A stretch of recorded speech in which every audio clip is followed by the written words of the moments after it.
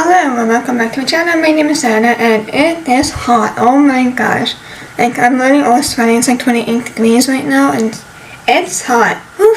I can't wait for fall, honestly. But anyways, we're going to be doing my historical reads, guys. Who doesn't love historical from time to time?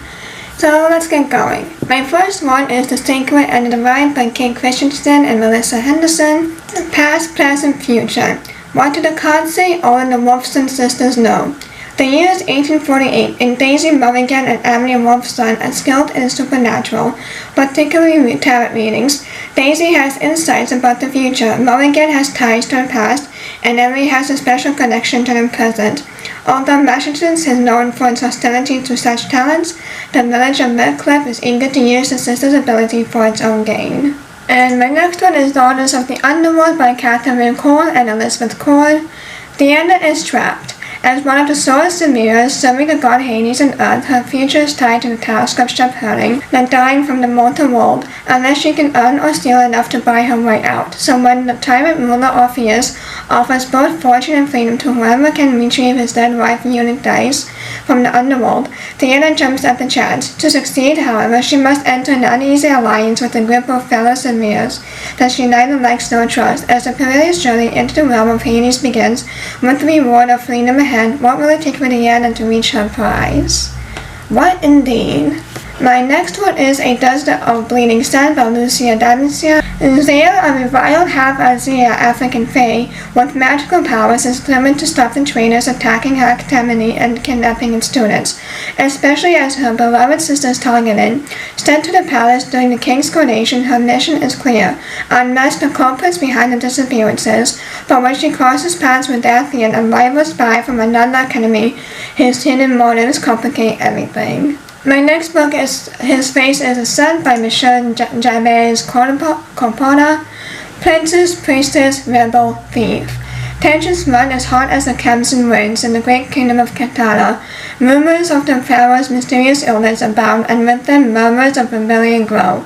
Meanwhile, in the quiet desert, a forgotten oracle begins to unfold, setting a dark prophecy into action and drawing together four strangers. So this is like an ancient Egyptian inspired. My next one is Rules for Living by Mimi Matthews. No one betrays the academy, but now Euphemia must decide: break the rules for her enemy or let the rules break her heart. On the outskirts of London sits a seemingly innocuous institution with a secretive aim: train young women to distract, disrupt, and discredit the patriarchy. Outraged by a powerful politician's systematic attack on women's rights, the Academy summons its brightest and most bitter people to infiltrate the odious man's inner circle. A deal is struck: bring down the Miss Count and Miss Euphemia. Wow, how do you say the last name, Filt? F-L-I-T, Filkay, will finally earn her freedom. So this is actually number 2 in Tomb of the Miners of the Arcania, and then is Tomb of the Sun King by Jacqueline Benson. Respectable lady scholars shouldn't be dodging evil doers, escaping lost tombs and chasing down magical artifacts. So, Tomb Raider 2.0? Anyways, alchemist and self-proclaimed Ellie Mallory always dreamed of putting her scholarly skills to work in the ancient sands of Egypt. She never imagined she would be doing so in order to save an object of legendary power from a batch of ruthless villains. Raising baddies to an arcanium of biblical proportions is only one of Ellie's problems.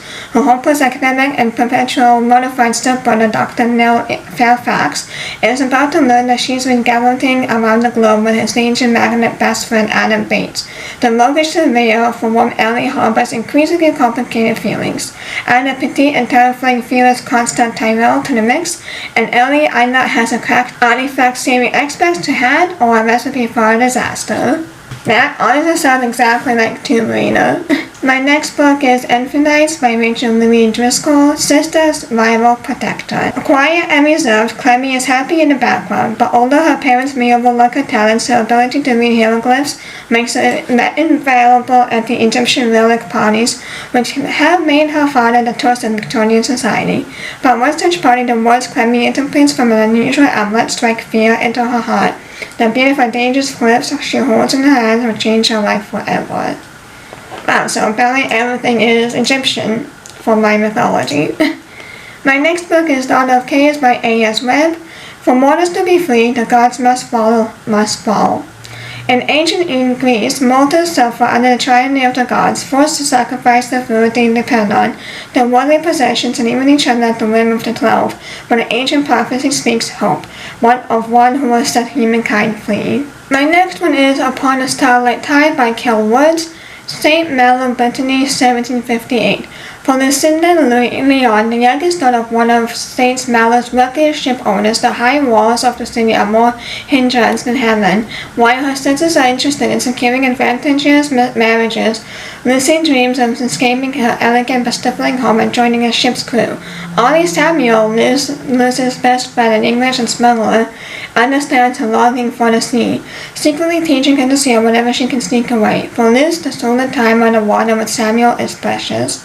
One stormy morning, Liz plans a blown-off course where she rescues Morgan de Chatelaine, the youngest son of the most powerful ship owner in St. Malo, from the sea. Immediately drawn to his charm and sense of adventure, she longs to attend the glittering ball held in honor of his safe return, and begins to contemplate a different kind of future for herself. My next one is Bemused by Farah Rochon, the untold origin story of the 5 Muses. The Muses narrated Hercules' story. Living in a quiet seaside village with their overprotective mother, teenage sisters Calliope, Cleo, Melpomene, Terpsichore, and Thalia are talented performers with no audience. If Kali had her way, she would pursue her dreams of writing epic stories in the city of Thebes. But family comes first, and as the eldest, she never leave her beloved sisters behind. Then, following a disastrous public music performance, the mother reveals a shocking secret. She is Medicerne, the goddess of memory. For nearly 2 decades, she's been on the run from the gods of Mount Olympus, desperate to keep her daughter safe under machinations before she can share she is kidnapped, and though the girls don't know it yet, the villain pulling the strings is none other than Hades, fiery god of the underworld. Oh Hades, you're always causing some trouble. My next book is Daughters of Olympus by Hannah M. Lynn, a daughter pulled between 2 worlds and a mother willing to destroy both to protect her. Gods and men wage in petty wars, but it's the women of spring who will have the last word. The Mitri did not always live in fear. Once the goddess of spring loved the world and the humans who inhabited it. After a devastating assault, though she becomes a shell of herself, her only solace is her daughter, Persephone. Embalmed her mother's pain, Persephone grows among wildflowers, never leaving the sanctuary. The Mitri built from them, but she aches to explore the mortal world, to gain her own experiences. Naive but determined, she secretly builds a life of her own under her mother's watchful gaze. But as she does so, she catches the eye of Hades and is kidnapped. My next book is A Rose by Any Other Name by Mary McMahon. My name has only been whispered heretofore. So this is the retell of The Dark Lady, the elusive inspiration for Shakespeare's later sonnets. England 1591. Rose Mushin's passion for life runs deep. She loves mead and music, meddles with astrology, and laughs at her mother's warning to guard her reputation. When Rose's father dies and the noble accuses her and her dear friend Cecilia of witchcraft, they flee to the household of a respected alchemist in London. But as the bond deepens, the sanctuary begins to feel more like a cage.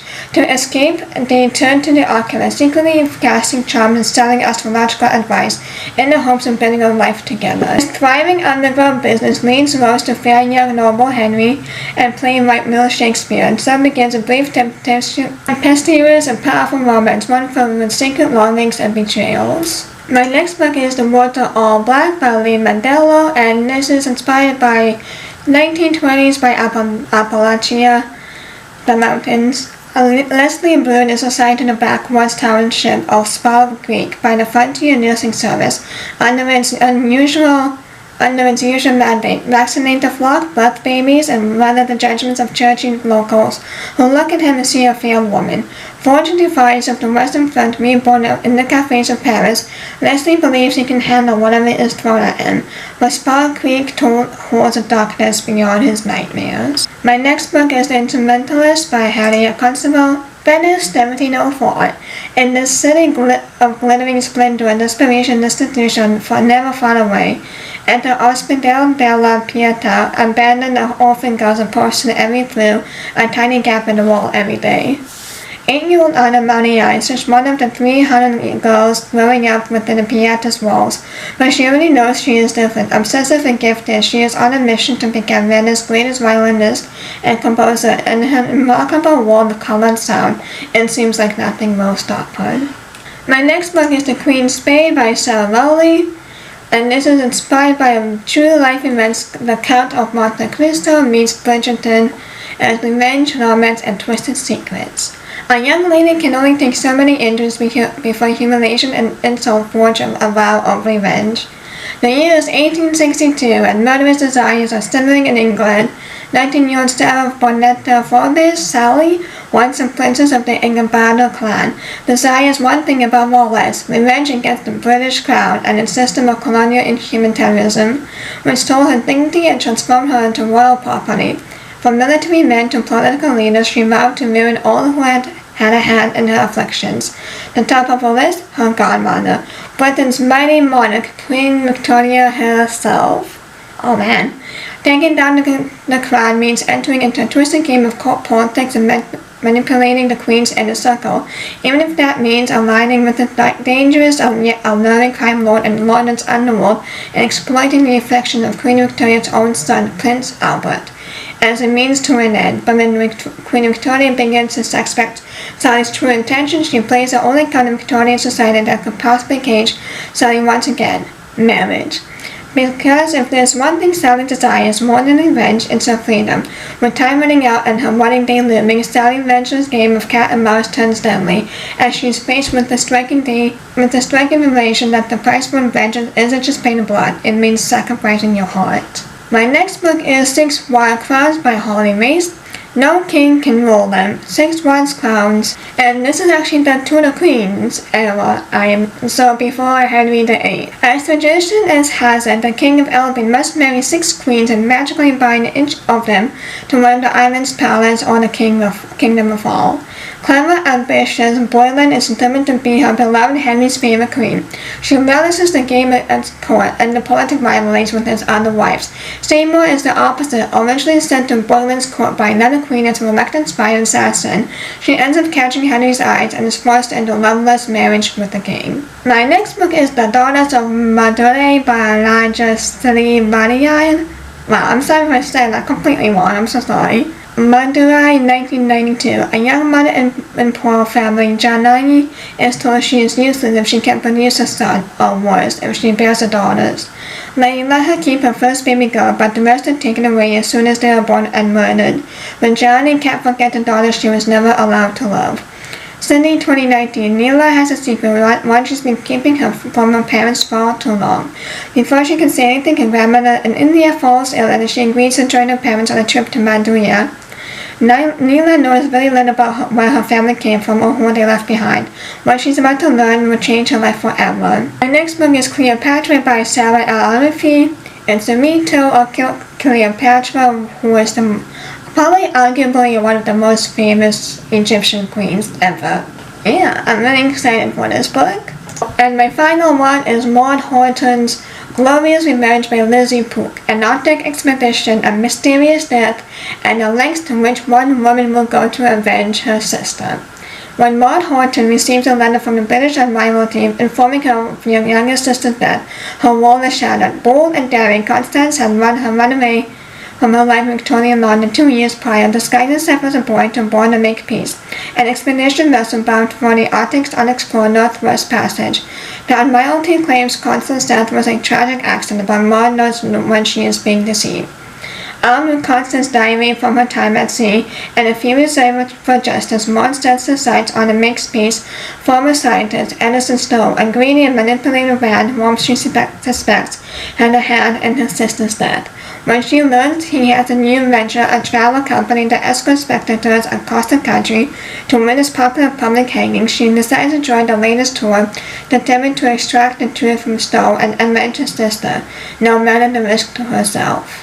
And those are all the historical books that I'm really interested in reading. There's actually one book, the book Cleopatra. That is actually coming out next year, so I'm really excited about that one. But let me know what are your historical reads, and please like, comment, and subscribe so you know for every time I post. And I will see you in my next one. Bye!